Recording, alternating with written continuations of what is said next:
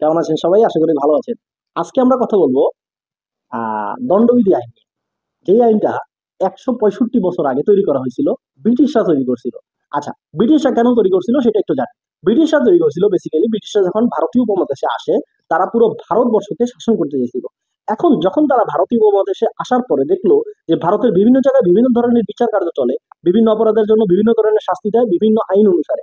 যেমন ধরেন মুসলিমরা বিচার করতেছে হচ্ছে কোরআন অনুসারে, হিন্দুরা বিচার করতেছে হচ্ছে তাদের পুরাণ অনুসারে, তারপরে হচ্ছে আপনার বিভিন্ন অঞ্চলে বিভিন্ন সংস্কৃতি অনুসারে বিচার কার্য পরিচালনা করা হতেছে। তো এই ক্ষেত্রে ব্রিটিশরা যেটা করলো, যেহেতু তারা পুরো ভারতবর্ষ শাসন করতে চাইছে, তাই তারা বললো যে না, আমরা একটা আইন তৈরি করব যেইটার আহ, যেটার পুরো মানে ভারত উপমহাদেশে যেটার শাস্তি সব জায়গায় একই রকম হবে। ঠিক আছে, তো তারা কি করলো, তারা একটা আইন বানাইলো যেটার নাম দিল হচ্ছে দণ্ডবিধি আইন।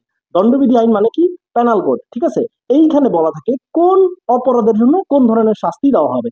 ঠিক আছে, তো এই যে যে আইনটা তৈরি করলো, এটা 1860 সালে তৈরি করা। থমাস ব্যাবিংটন ম্যাকলি এই আইনটা তৈরি করে 1860 সালে, এবং এই আইনটা বাংলাদেশে এখন পর্যন্ত চলতেছে, যেটার নাম হচ্ছে বাংলাদেশের দণ্ডবিধি আইন 1860।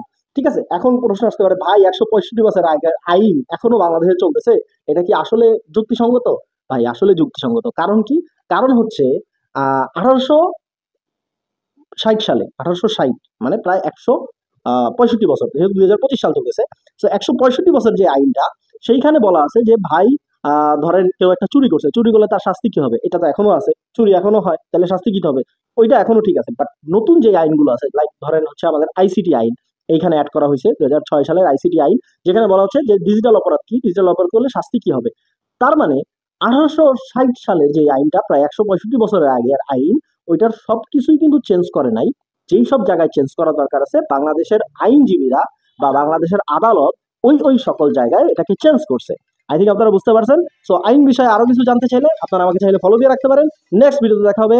টিল দেন, আল্লাহ হাফেজ, আসসালামু আলাইকুম।